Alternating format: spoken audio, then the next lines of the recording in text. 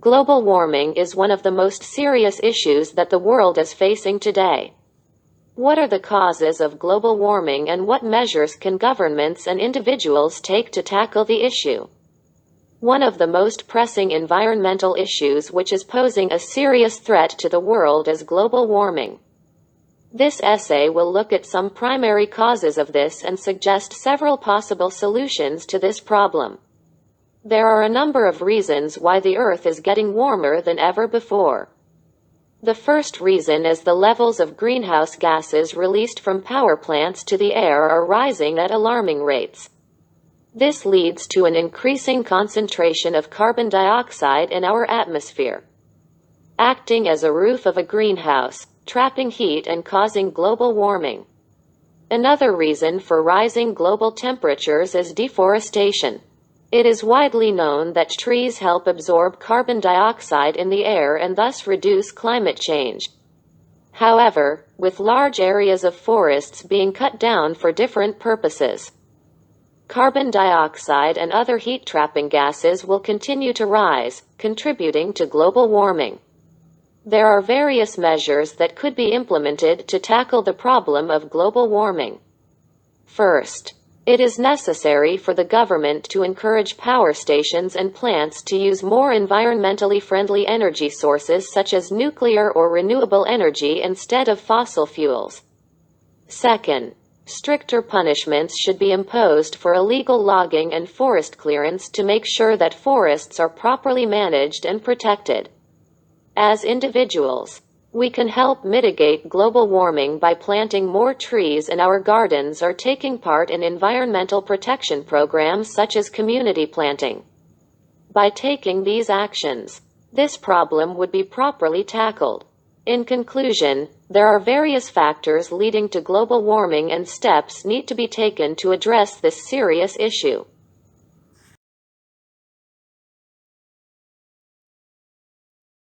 Environmental protection is the responsibility of politicians, not individuals, as individuals can do too little. To what extent do you agree or disagree? It is believed that only governments have the power to solve environmental problems that are posing serious threats to today's world. However, I think that protecting the Earth is the responsibility of both governments and individuals. It is true that some environmental issues are too big for individuals to deal with. In order for serious problems, such as global warming, prolonged droughts, violent storms, or other extreme weather events, to be effectively addressed, it requires the efforts and cooperation of politicians and large environmental organizations.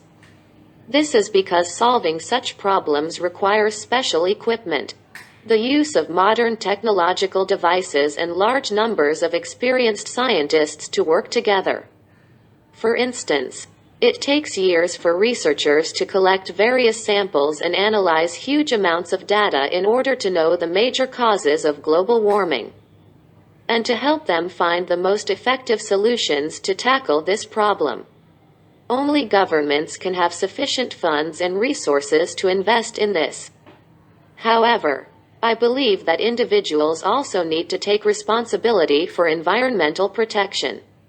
As individuals, we can help in various ways, such as recycling more, buying more energy-efficient household items, or planting more trees in our gardens. I think that without the cooperation of both politicians and individuals, environmental issues will never be effectively tackled. For example, if farmers continue to burn forests for their own purposes, regardless of the government's regulations, the problem of climate change will never be successfully mitigated. In conclusion, for the reasons mentioned above, I believe that protecting the environment is the obligation of both politicians and individuals. Many foods are shipped from far away. Some people think that eating local food is more environmentally and economically beneficial. Do you think the advantages outweigh its disadvantages? Although a variety of foods are now being produced and distributed across regions, according to many people, It would be beneficial to the environment and the economy if food is consumed where it is grown. However, considering multiple aspects altogether, I believe that the disadvantages of this opinion outweigh its advantages. On the one hand, the fact that people consume locally produced food can bring about certain environmental benefits. First, there would be a lower demand for the delivery of food from region to region, followed by the decreased number of vehicles that travel great distances.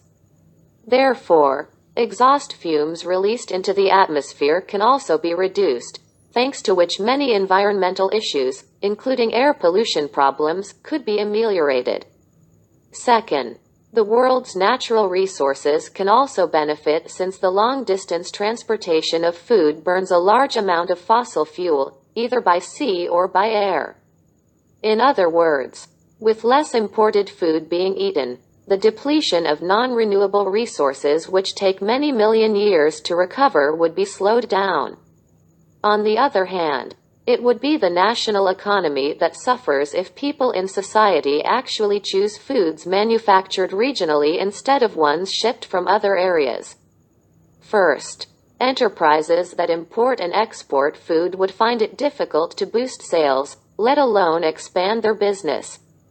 This will not only lead to a stagnation, but also a drop in their tax payments in case their profit decreases.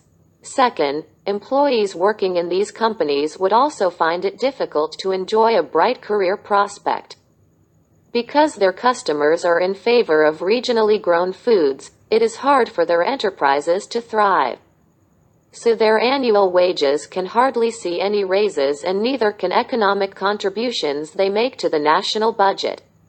In conclusion, despite being eco-friendly, the opinion of consuming local food can have damaging effects on the financial health of not only individuals in society but also the government.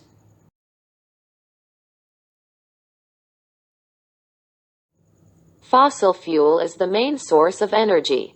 In some countries, the use of alternative sources of energy is encouraged. To what extent do you think it is a positive or negative development?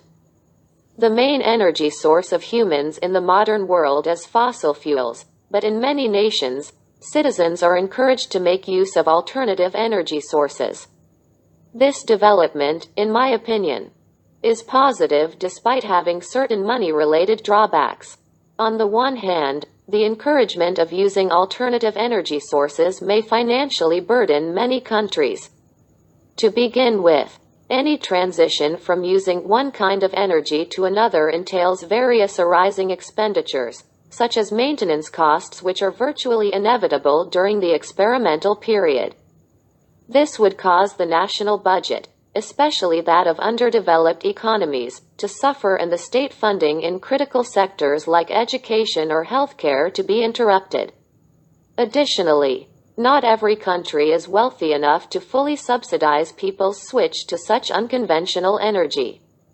Consequently, citizens may have to shoulder part or all of the expenses like purchase or installment, which takes a toll on the financial health of many households. On the other hand, this can be seen as a positive development, both environmentally and socially. First, alternative sources of energy technically include wind, electricity, or solar power, all of which can be harnessed without any emissions being released. Therefore, they can help alleviate air pollution problems and if used in the long run. These eco-friendly energy resources can serve as a decisive factor in preventing environmental hazards, such as global warming or climate changes. Second, as a new industry is born, more job opportunities will be available for all citizens in society. For example, demands for specialists, scientists, lab construction workers, and other professions will be on the rise, which not only opens up new career prospects but also solves pressing social issues like unemployment. Although the policy of motivating fossil fuel users to opt for alternative energy sources may involve extra investment in early stages, it is still worthwhile thanks to the great environmental impacts it brings about on this planet.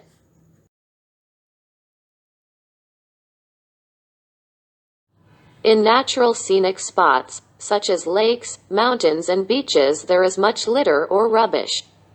Why do people do that? How to deal with it? Cause. Solution. These days, the pollution produced by tourists has threatened the natural environment of some tourist attractions, making it a big problem to be addressed before those places are completely damaged. This essay shall try to highlight some reasons why people litter these places and also suggest some ways forward. The most important reason why people litter these tourist places is that they have little awareness of environmental conservation. People think that their one plastic bottle or one wrapper of chips does not matter. What they don't realize is that if each tourist has the same thought, then very soon these natural scenic spots would turn into mountains of such litter. People also don't know that this rubbish is mostly of non-biodegradable material and will stay like that forever. Another reason why people don't care is that they think it is not their responsibility. They think the onus of keeping these places clean rests on the authorities. They have to realize that the environment is everyone's responsibility. Finally, the environmental protection facilities are not enough in many tourist attractions. People would not litter these places if trash cans were there at regular intervals. The first step toward sustainable tourism would be that the governments and tourist companies could educate the tourists about their responsibilities. Tourists should be made aware through the media and tour operators about responsible tourism. They should be made to realize that their careless attitude could kill future tourisms and nothing would be left for the gen next. Additionally, the authorities should have proper facilities at such places, and if facilities are not enough according to the number of tourists, then the number of tourists should be limited. To conclude, it can be said that irresponsible tourism has led to damage of the natural environment, and at many places the tourist places have been so much littered that they have ceased being a tourist attraction anymore. The responsibility of saving these spots rests on both the tourists and the government. One should remember the saying, "A good tourist is one who leaves behind nothing but footprints and takes away nothing but photographs."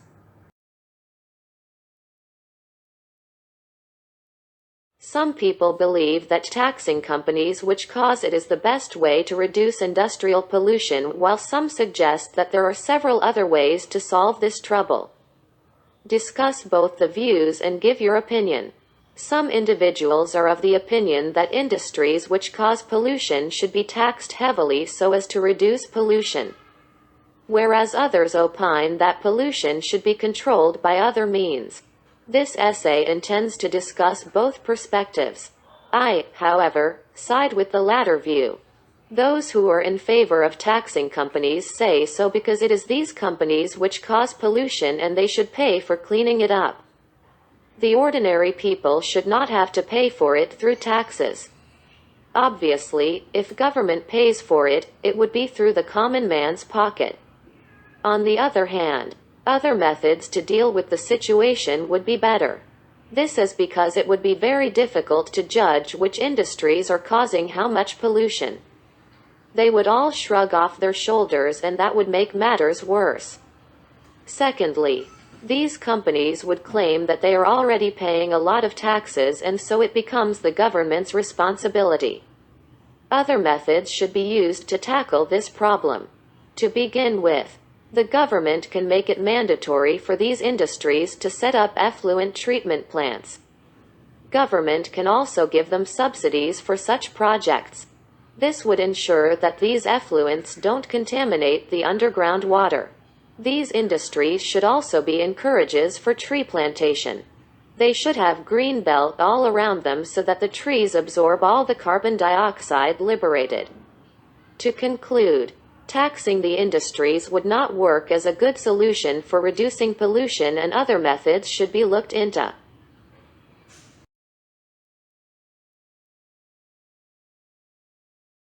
People generally know that the environment is important. However, most individuals still don't take responsibility to protect the environment. Why is this? What should be done to encourage people to protect the environment? It is irrefutable that environmental damage is occurring at a very fast pace, and people know that it is a global priority today to save the environment. However, when it comes to doing something, no one steps forward. This essay intends to delve into the causes of this phenomenon and suggest simple measures to encourage people to think about the environment. There are many reasons behind the indifferent attitude of people. The main reason is that we people don't know that we are also the cause of environmental damage. We don't realize that global warming is the result of billions of decisions.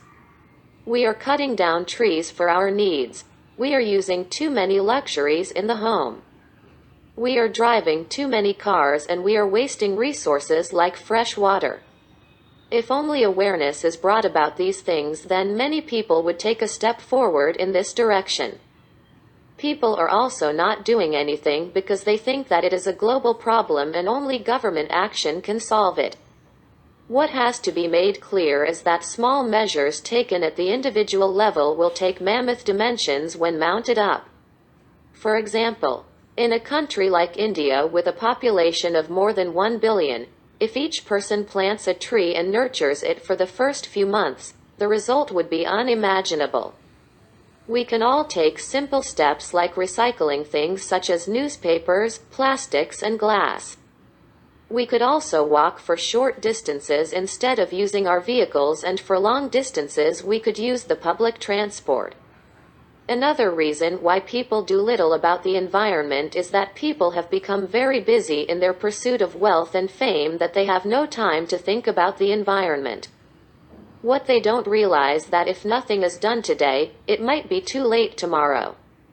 The rate at which global warming is occurring would soon transform the Earth into a boiling pot, and it would be uninhabitable for us one day. Summing up, the onus of saving the environment is not just on the shoulders of the governments and big industries.